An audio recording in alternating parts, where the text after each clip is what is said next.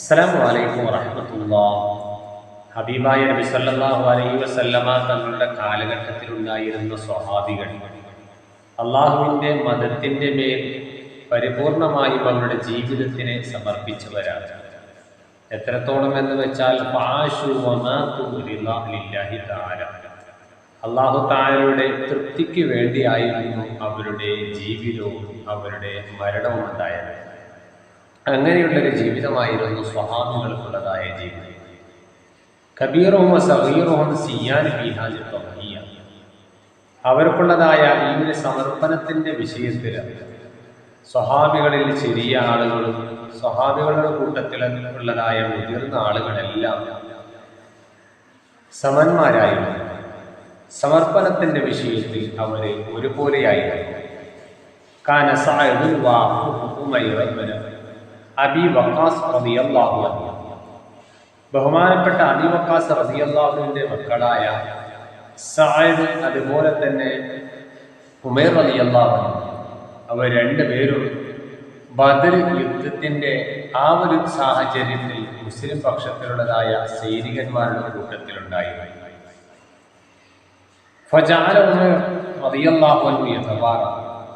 ബഹുമാനപ്പെട്ട ഉമൈർ റളിയല്ലാഹു അൻഹു ആ സൈന്യങ്ങളുടെ കൂട്ടത്തിൽ നിന്ന് ഇങ്ങനെ ഒളിച്ച് മാറി നിൽക്കുകയായിരുന്നു. അതായത് മറഞ്ഞു നിൽക്കുകയായിരുന്നു.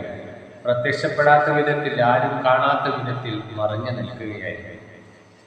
ഫഖാല സഅദ് റളിയല്ലാഹു അൻഹു എന്ന് ചോദിക്കുകയാണ്, മാലക യാ അഖി, നിനക്ക് എന്ത് സംഭവിച്ചു? നീ എന്താ ചെയ്യുന്നത്? ഖാല, ബഹുമാനപ്പെട്ട ഉമർ റളിയല്ലാഹു അൻഹു പറഞ്ഞ മറുപടി, ഇന്നി അഖാഫു അൻ യറാനി റസൂലുള്ളാഹി സ്വല്ലല്ലാഹു അലൈഹി വസല്ലം. തീർച്ചയായിട്ടും ഞാൻ എന്നെ നബി സല്ലല്ലാഹു അലൈഹി വസല്ലമ തങ്ങൾ കാണുന്നതിനെ ഞാൻ ഭയപ്പെടുകയാണ്.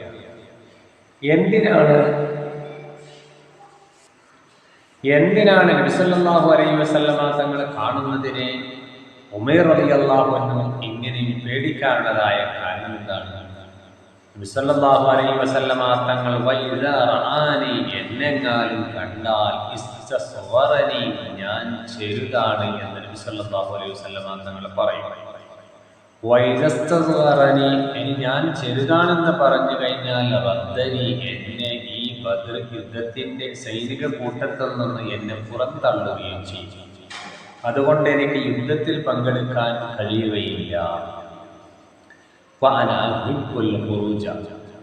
ഞാൻ നബി സല്ലല്ലാഹു അലൈഹി വസല്ലമ തങ്ങൾ ഇങ്ങനെ പറയുന്നുണ്ട് എന്ന് വിചാരിച്ചപ്പോൾ ഞാൻ മറഞ്ഞു നിന്നതാണ്. അതുകൊണ്ട് തന്നെ ബദർ യുദ്ധത്തിലേക്ക് പുറപ്പെടുക എന്നുള്ളതിനെയാണ് ഞാൻ ഇഷ്ടപ്പെടുന്നത്. ബദർ യുദ്ധത്തിൽ പങ്കാളിയാകണം, യുദ്ധം ചെയ്യണമെന്നുള്ളതായ അത്യാഗ്രഹമുള്ളവനാണ് ഞാൻ.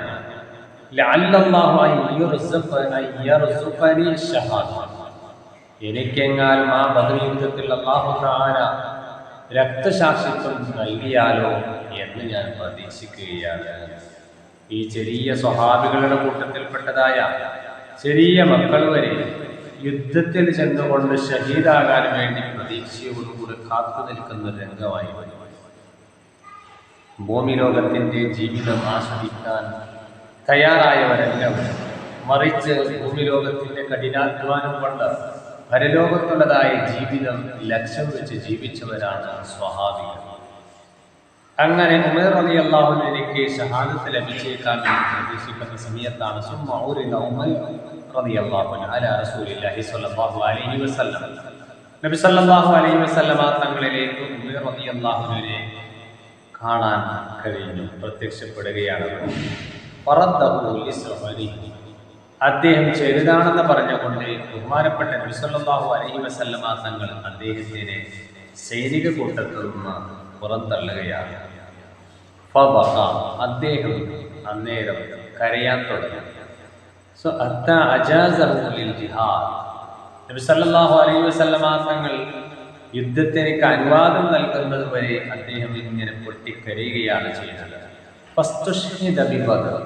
അങ്ങനെ അവസാനമായി യുദ്ധത്തിൽ അനുവദിക്കുകയും യുദ്ധത്തിൽ പങ്കാളിയാവുകയും ചെയ്തിട്ട് അവസാനമായി രക്തസാക്ഷിത്വം നേടുകയാണ്. അങ്ങനെയുള്ള സ്വഹാബികളായിരുന്നു ഉമൈർ റളിയല്ലാഹു അൻഹു. അല്ലാഹു സുബ്ഹാനഹു വ തആല ആ മഹാന്മാരുടെ ബർക്കത്ത് കൊണ്ട് നമ്മളുടെ ജീവിതം നന്നാക്കി തരുമാറാകട്ടെ. ആമീൻ യാ റബ്ബൽ ആലമീൻ. അസ്സലാമു അലൈക്കും വറഹ്മത്തുള്ളാഹി.